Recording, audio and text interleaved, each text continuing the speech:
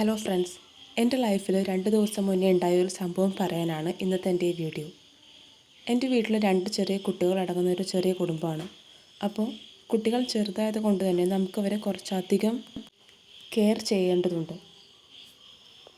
അപ്പോൾ 2 ദിവസം മുന്നേ ഉണ്ടായ സംഭവം എന്നെ പറയാൻ പ്രേരിപ്പിക്കുന്ന ഒരു കാര്യമാണ്. ചില ആൾക്കാരുടെ ഔചിത്യബോധം എത്രത്തോളം ഉണ്ട് എന്നതിനെ പറ്റിയാണ്. സംഭവം ഇതാണ്: വീടിൻ്റെ മുന്നിൽ കൂടി പതിവായിട്ട് പോകുന്ന ഒരാൾ. പക്ഷേ ആ ആൾ വരുമ്പോഴേ നമുക്ക് കുറച്ച് അകലെയാണെങ്കിൽ കൂടി നമുക്കറിയാൻ പറ്റും ആ ആളാണ് വരുന്നത് എന്ന്. കാരണം ആ ആൾ നടന്നു വരുമ്പോഴേ ആകെ മൊത്തം ഒച്ചപ്പാടും ബഹളവും, പിന്നെ ഓരോ വീടുകളിലേക്ക് നോക്കിയിട്ട് അനാവശ്യ വാക്കുകളൊക്കെ വിളിച്ചു പറഞ്ഞ് അങ്ങനെയൊക്കെയാണ് അയാളുടെ സ്ഥിരം പതിവ്. കുട്ടികളുള്ള വീടാണെങ്കിൽ ആ വീട്ടിലേക്ക് നോക്കി നമുക്ക് ഒട്ടും അക്സെപ്റ്റ് ചെയ്യാൻ പറ്റാത്ത രീതിയിലുള്ള സംസാരം സംസാരിച്ച് മറ്റുള്ളവരുടെ വെറുപ്പ് സമ്പാദിച്ച് കൂട്ടുന്ന ആൾ. ഇതിൽ ഏറ്റവും ഹൈലൈറ്റ് എന്താണെന്ന് വെച്ചാൽ, അയാൾ ചെയ്യുന്ന ഈ പ്രവൃത്തി നമുക്കൊട്ടും ഇഷ്ടമല്ല, അല്ലെങ്കിൽ അത് ഇറിറ്റേറ്റിംഗ് ആണെന്ന് അയാൾക്കും അറിയാമെന്നതാണ്. എന്നാലും അയാൾ അത് തന്നെ തുടർന്നു കൊണ്ടേയിരിക്കും. അപ്പോൾ ഇതാണ് ഞാൻ പറഞ്ഞത്, ചില ആൾക്കാരുടെ ഔചിത്യബോധം. അതവർ ചില സമയങ്ങളിൽ മനഃപൂർവ്വം മറന്നു കളയുന്ന ഒന്നാണ്. അതായത് പറയും തോറും അത് പിന്നെയും പിന്നെയും ചെയ്യാനുള്ള ഒരു മോട്ടീവ്. അതത്ര ഒരു ശരിയായിട്ടുള്ളൊരു കാര്യമാണെന്ന് എനിക്ക് തോന്നുന്നില്ല. കാരണം മറ്റുള്ളവരെ കൺസേൺ ചെയ്യേണ്ട സമയത്ത് അത് ചെയ്തേ മതിയാവൂ. ഇതിപ്പോൾ എൻ്റെ റിയൽ ലൈഫ് ഇൻസിഡൻറ്റ്. ഇനി വേറെ കുറച്ച് കാര്യം കൂടി നമുക്ക് നോക്കാം.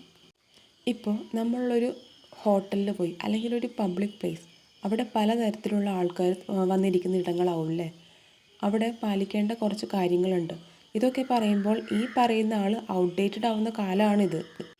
എങ്കിൽ കൂടിയും ഒന്ന് ചിന്തിച്ച് നോക്കിക്കേ. അങ്ങനെ ഒരിടത്ത് ചെന്നിരിക്കുമ്പോൾ ഭയങ്കര ഒച്ചയിൽ സംസാരിക്കുന്നു, അല്ലെങ്കിൽ ഇപ്പോൾ ഫാമിലി ആയിട്ടാണ് വന്നിരിക്കുന്നതെങ്കിൽ അവരുടെ കൂടെ ചെറിയ കുട്ടികളും ഉണ്ടാവും. അവർ ചിലപ്പോൾ ഇറങ്ങി നടക്കുകയോ അല്ലെങ്കിൽ ഓടി നടന്ന് കളിക്കുകയോ ഒക്കെ ആവും. പക്ഷെ അപ്പോഴും ആ കുട്ടികളുടെ പാരൻസിനോ അല്ലെങ്കിൽ മറ്റാർക്കും തന്നെ ഒരു ശ്രദ്ധയും കാണില്ല കുട്ടികളുടെ കാര്യത്തിൽ. ശ്രദ്ധയും പേടിയും മൊത്തം അടുത്ത ടേബിളിലിരിക്കുന്ന നമ്മൾക്കാവും. ഓരോ ആൾക്കാർ പല ടെൻഷൻസും പ്രോബ്ലംസും ഒക്കെ ആയിട്ടാവും ഇങ്ങനെയുള്ള ഇടങ്ങളിൽ വരുന്നത്. അപ്പോൾ ഇതുപോലുള്ള ചില ഇറിറ്റേറ്റിംഗ് ആയിട്ടുള്ള ആൾക്കാർ കാരണം പിന്നെ ഈ ഔചിത്യബോധം എന്നത് നമുക്കൊരു ബുക്കിൽ നിന്നോ ഒന്നും വായിച്ച് പഠിക്കാൻ പറ്റിയ ഒന്നല്ല. അത് നമ്മൾ ഇടപഴകലും പിന്നെ ശീലിച്ച് വരുന്ന ചില കാര്യങ്ങളിൽ നിന്നും ഒക്കെ മനസ്സിലാക്കേണ്ട ഒരു കാര്യം തന്നെയാണ്. അതിനാദ്യം വേണ്ടത് മറ്റുള്ളവരുടെ ഇമോഷൻസ് ആൻഡ് ഫീലിങ്സ് കുറച്ചൊന്ന് അറിഞ്ഞ് പെരുമാറണം എന്നേ ഉള്ളൂ. വേറെ ഒരു ഉദാഹരണം നോക്കാം. ഇപ്പോൾ നമ്മളൊരു മരണ വീട്ടിൽ ചെന്നു. അവിടെ നമ്മൾ പൊട്ടിച്ചിരിച്ച് ആഹ്ലാദിക്കാനൊന്നും പറ്റില്ലല്ലോ. അവിടെ നമ്മൾ എന്താ ചെയ്യേണ്ടത്? കുറച്ചൊരു സൈലൻസ് കീപ്പ് ചെയ്ത് നിൽക്കും, അല്ലെങ്കിൽ നമ്മുടെ പ്രസൻസ് അവരെ അറിയിക്കും. അത്രയേ ഉള്ളൂ. അപ്പോൾ എനിക്ക് പറയാനുള്ളത്, കാലമൊക്കെ മാറി.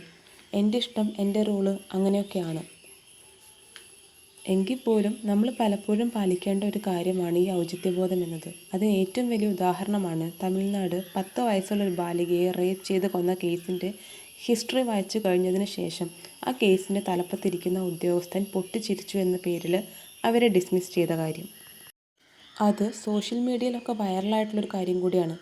അപ്പോൾ ചില ഇടങ്ങളിൽ നമ്മൾ പാലിക്കേണ്ട കാര്യങ്ങൾ. നിങ്ങളുടെ ലൈഫിൽ ഇതുപോലുള്ള സിറ്റുവേഷൻസ് ഉണ്ടായിട്ടുണ്ടെങ്കിൽ കമൻറ്റ് ബോക്സിൽ രേഖപ്പെടുത്തൂ. ആൻഡ് ഈ വീഡിയോ ഇഷ്ടമായെങ്കിൽ ലൈക്ക് ചെയ്യൂ, സബ്സ്ക്രൈബ് ചെയ്യൂ. നെക്സ്റ്റ് വീഡിയോ ആയിട്ട് കാണാം. അതുവരേക്കും thank you for watching and have A nice day.